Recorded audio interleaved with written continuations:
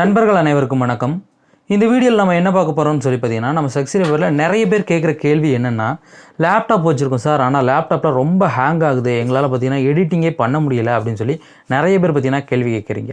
இப்போ நீங்கள் பார்த்துட்டு இருக்கிறது பார்த்தீங்கன்னா என்னுடைய லேப்டாப், சரிங்களா? இதில் நான் என்ன பண்ணியிருக்கேன்னா, ஃபோட்டோஷாப்பில் 2019, ப்ரீமியர் ப்ரோவில் 2019 நான் இன்ஸ்டால் பண்ணி வச்சுருக்கேன், சரிங்களா?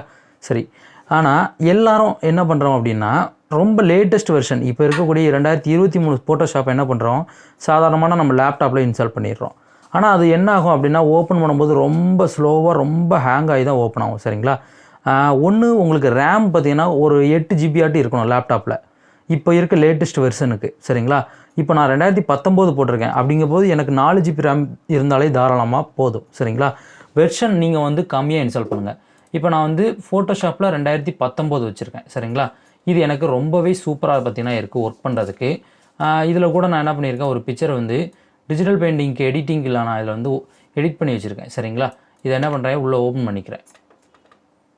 ஸோ இங்கே பாருங்கள், எனக்கு நல்லா ஸ்பீடாக ஓப்பன் ஆகுது. அது மட்டும் இல்லாமல் கிராபிக்ஸே சூப்பராக காட்டுது, சரிங்களா? இங்கே பாருங்கள், ஸ்மெட்ச் கூட நான் என்ன பண்ணலாம் உங்களுக்கு வந்து இப்போ பண்ணி காட்டுறேன் பாருங்களேன். ஸ்மெட்ச் கூட என்ன பண்ணுறேன், பண்ணி காட்டுறேன். ஆனால் நீங்கள் என்ன பண்ணணும் அப்படின்னு சொல்லி பார்த்தீங்கன்னா, இப்போ நீங்கள் வந்து ஒர்க் பண்ண போகிறீங்க அப்படின்னா கண்டிப்பாக ஒரு மவுஸாவது நீங்கள் வாங்கியிருக்கணும், சரிங்களா? அதாவது ஒரு மவுஸாவது வாங்கியிருக்கணும். லேப்டாப்பில் இருக்கக்கூடிய மவுஸ் வச்சே நம்ம என்ன பண்ண முடியும்னா எடிட்டிங்கை கண்டிப்பாக பண்ண முடியாது. நீங்கள் எக்ஸ்ட்ரா ஒரு மவுஸ் மட்டும் வாங்கினாலே போதும், சரிங்களா? கீபோர்டு கூட உங்களுக்கு லேப்டாப்லேயே வந்துடுது. ஒரு வேளை உங்களுக்கு கீபோர்டு வாங்க முடிஞ்சிச்சுன்னா கூட நீங்கள் என்ன பண்ணலாம், கண்டிப்பாக கீபோர்டும் சேர்ந்தே வாங்கலாம். ஒரு 200-300 ரூபாயிலிருந்து கூட நம்மளுக்கு கீபோர்டு இருக்குது, சரிங்களா? இது ரெண்டும் தனியாக வாங்கிட்டீங்கன்னு வச்சுங்களேன், உங்களுக்கு வந்து மானிட்டர் மட்டும்தான் உங்களுக்கு பார்த்தீங்கன்னா உங்கள் லேப்டாப்பில் பார்க்க போகிறீங்க. மற்றபடி ஒர்க் எல்லாம் உங்கள் மவுஸ்லேயும் கீபோர்ட்லேயும் நீங்கள் பண்ணும்போது உங்களுக்கு ஒரு கம்ப்யூட்டரில் ஒர்க் பண்ண ஒரு ஃபீலிங்ஸ் பார்த்தீங்கன்னா இருக்கும். அது மட்டும் இல்லாமல் நீங்கள் எக்ஸ்ட்ரா கீபோர்டும் மவுஸும் வச்சுருந்தீங்கன்னா உங்களுடைய ஒர்க்கு ரொம்பவே பார்த்தீங்கன்னா சூப்பராக இருக்கும், சரிங்களா? லேப்டாப்பில் இருக்க பட்டனை விட கீபோர்டில் இருக்கக்கூடிய பட்டன்ஸ் நம்ம ப்ரெஸ் பண்ணுறதுக்கு ரொம்பவே நல்லாயிருக்கும், சரிங்களா? ஓகே, இப்போ இது வந்து நான் வந்து என்னென்னா கிராபிக்ஸ் எல்லாத்தையும் எனேபிள் பண்ணி வச்சுருக்கேன். இப்போ ஹேங்கே ஆகாமல் எனக்கு டக்குன்னு ஓப்பன் ஆகணும், இதுக்கு என்ன மாதிரி வைக்கலாம் அப்படிங்கிறத நம்ம பார்க்கலாம். இந்த எடிட் போயிட்டு இதில் பார்த்தீங்கன்னா கீழே வந்தீங்கன்னு வச்சுங்களேன், உங்களுக்கு இந்த இடத்துல ப்ரிஃபரன்ஸ் அப்படின்னு இருக்கும். இதில் இந்த இடத்துல ஜெனரல்னு இருக்கும். ஷார்ட்கட் என்னென்னா Ctrl+K. இதை கிளிக் பண்ணிங்கன்னா உங்களுக்கு என்ன ஆகும், இந்த மாதிரி பார்த்தீங்கன்னா ஒரு விண்டோ ஓப்பன் ஆகும், சரிங்களா? ஓப்பன் ஆகிடுச்சா, ஃபஸ்ட்டு என்ன பண்ணுங்கள், ஜெனரலில் டிசபிள் த ஹோம் ஸ்க்ரீன். அதாவது நாம் ஃபோட்டோஷாப்பை ஓப்பன் பண்ணி நம்மளுக்கு நம்ம என்னென்ன ஃபைல்லாம் ஒர்க் பண்ணோமோ அதெல்லாம் வந்து நம்ம ஸ்க்ரீனில் காட்டும். அந்த மாதிரி லோட் ஆகிறது நம்மளுக்கு வேணாம். ரெடியா? இன்டர்ஃபேஸ் அப்படிங்கிறது வரேன். இதில் உங்களுக்கு கலர் வேணும் அப்படின்னா நீங்கள் என்ன மாதிரி கலர் வேணாலும் வச்சுக்கலாம்.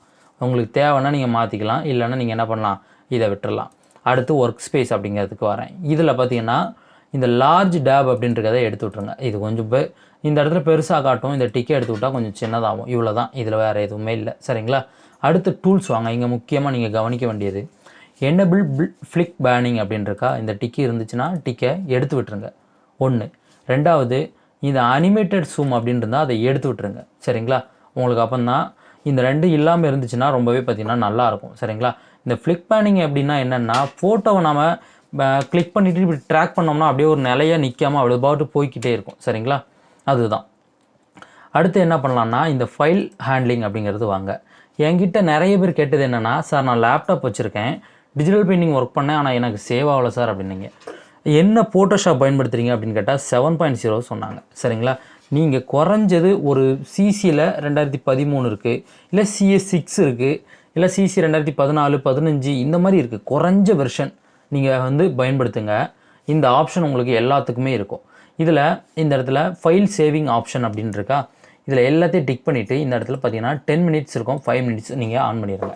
இது என்ன அப்படின்னா, நாம் ஒரு PHP ஃபைலோ ஒரு ஃப்ளெக்ஸி டிசைனோ ஒர்க் பண்ணிக்கிட்டு இருக்கோம் அப்படின்னா 5 நிமிஷம் ஆகிட்டுன்னு வச்சுங்களேன், ஆட்டோமேட்டிக்காக என்ன ஆகும்னா பேக்ரவுண்டில் எந்த ஃபோல்டரில் நம்ம அதை சேவ் பண்ணி வச்சுருக்கோமோ ஆட்டோமேட்டிக்காக சேவ் ஆகிக்கிட்டே இருக்கும், சரிங்களா? சப்போஸ் உங்களுக்கு ஏதாட்டும் ஒரு எரர் வந்து க்ளோஸ் ஆகிட்டுனா ஆட்டோமேட்டிக்காக என்ன பண்ணணும்னா இது வந்து ரெக்கவர் பண்ணி நம்மளுக்கு கடைசியாக எந்த ஒர்க்கில் முடித்தோமோ அதை வந்து கொடுத்துரும், சரிங்களா? அதனால தான் இந்த ஆப்ஷனை ஆன் பண்ண சொல்கிறேன். ஸோ அப்புறம் என்ன பண்ணலாம், பெர்ஃபார்மன்ஸ் அப்படிங்கிறதுக்கு வரலாம். இதில் பார்த்தீங்கன்னா 50% இருக்கும். நீங்கள் ஒரு 80-90 வச்சுக்கோங்க, சரிங்களா?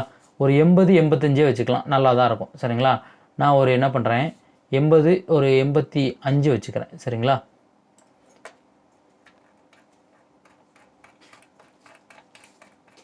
ஸோ ஒரு 85 வச்சுக்கிறேன். அது போக இந்த இடத்துல யூஸ் கிராபிஸ் ப்ராசஸர் அப்படின்னு இருக்கா, டிக்கை அப்படியே எடுத்து விட்டுருங்க. சரிங்களா, டிக்கை எடுத்து விட்டுருங்க. இவ்வளோ தான். இதுக்கப்புறம் என்ன பண்ணலாம், வேறு எந்த ஒரு ஆப்ஷனும் தேவையில்லை. நாம் ஓகே அப்படிங்கிறத கொடுத்துக்கலாம். ஒரு வாட்டி க்ளோஸ் பண்ணிவிட்டு திரும்ப என்ன பண்ண போகிறேன், ஓப்பன் பண்ண போகிறேன். இப்போது க்ளோஸ் பண்ணிட்டேன், திரும்ப ஓப்பன் பண்ணுறேன். ஸோ இப்போ பார்த்தீங்கன்னா நம்மளுக்கு ஓப்பன் ஆகிடுச்சு. இப்போது நான் என்ன பண்ணுறேன், ஒரு பிக்சர் பார்த்தீங்கன்னா சாம்பிளுக்கு எடுத்து நான் வந்து ஒர்க் பண்ண போகிறேன். இப்போ பாருங்கள், ஒரு பிக்சர் பார்த்தீங்கன்னா நான் வந்து எடுத்துக்கிறேன். உதாரணத்துக்கு இங்கேருந்து ஒரு பிக்சர் என்ன பண்ணுறேன், அப்படியே நான் பார்த்தீங்கன்னா உள்ளே ட்ராக் பண்ணிக்கிறேன். ஸோ இப்போ பார்த்தீங்கன்னா பிக்சர் எனக்கு கரெக்டாக பார்த்தீங்கன்னா ஃபோட்டோஷாப்பில் வந்துடுச்சு. ஜூம் பண்ணுற ஆப்ஷன் பார்த்தீங்கன்னா நம்மளுக்கு என்ன இருக்கும் அப்படின்னா ஃபோட்டோஷாப் 7.0 மாதிரி மாறி இருக்கும். ஆனால் நம்மளுக்கு ரொம்பவே ஸ்பீடாக இருக்கும். இங்கே பாருங்களேன், zoom in zoom out speed பார்த்தீங்களா எப்படி இருக்குது அப்படின்ட்டு. ஓகே, இப்போ இதை Ctrl+J கொடுத்து ஒரு ரூலியர் போட்டுக்கிறேன். ஃபில்டர் போய்ட்டு என்ன பண்ணுறேன், இந்த ஸ்கின் ஃபைண்டர் பார்த்தீங்கன்னா நான் வந்து ஃபஸ்ட்டு அப்ளை பண்ணுறேன். இப்போ பாருங்களேன், ஃபில்டர் போய்ட்டு ஸ்கின் ஃபைண்டர் நான் அப்ளை பண்ணுறேன். ஸோ இப்போ பார்த்தீங்கன்னா எனக்கு ஓப்பன் ஆகிடுச்சு. சரிங்களா, ஸ்கின்னும் பார்த்தீங்கன்னா ஆல்ரெடி பார்த்தீங்கன்னா நம்மளுக்கு என்ன பண்ணுது, ஆட்டோமேட்டிக்காக என்ன பண்ணிட்டு ஸ்மூத் பண்ணி கொடுத்துருச்சு. சரிங்களா, இந்த கிராபிஸ் ப்ராசஸர் அப்படிங்கிற டிக்கை எடுத்து விட்டால் போதும், நம்மளுக்கு ஸ்பீடு வந்து அதிகமாக இருக்கும். சரிங்களா, கிராபிஸ் ப்ராசஸர் எனபிளில் வச்சு ஒர்க் பண்ணுறது தான் நல்லாயிருக்கும் எனக்கு. சரிங்களா, அந்த டிசைன்லாம் பார்க்குறதுக்கு நல்லாயிருக்கும். ஆனால் இந்த மாதிரி நம்மளுக்கு டைமிங்கில் என்ன பண்ண முடியும், நம்மளுக்கு லேப்டாப் தான் இருக்குது, இதில் வந்து ஸ்பீடாக ஒர்க் பண்ணணும் அப்படின்னா என்ன ஒரு ஆப்ஷன் இருக்குது, கிராபிஸ் ப்ராசஸரை எடுத்து விட்டுட்டு ஒர்க் பண்ணணும். சரிங்களா, இதுதான் நம்ம பண்ணக்கூடிய ஒரு விஷயம். அதை எடுத்து விட்டதுக்கப்புறம் பார்த்திங்களா ரொம்ப ஸ்பீடாக இருக்கும் பார்க்குறதுக்கு. நம்மளுக்கு வந்து ஒர்க்கிங் பார்த்திங்கன்னா நம்ம பண்ணும்போது நம்மளுக்கு இன்ட்ரெஸ்ட் அதிகமாக இருக்கும். ஏன்னா ஸ்பீடாக இருந்துச்சுன்னா பார்த்திங்கன்னா ஒர்க் பண்ண நல்லாயிருக்கும்.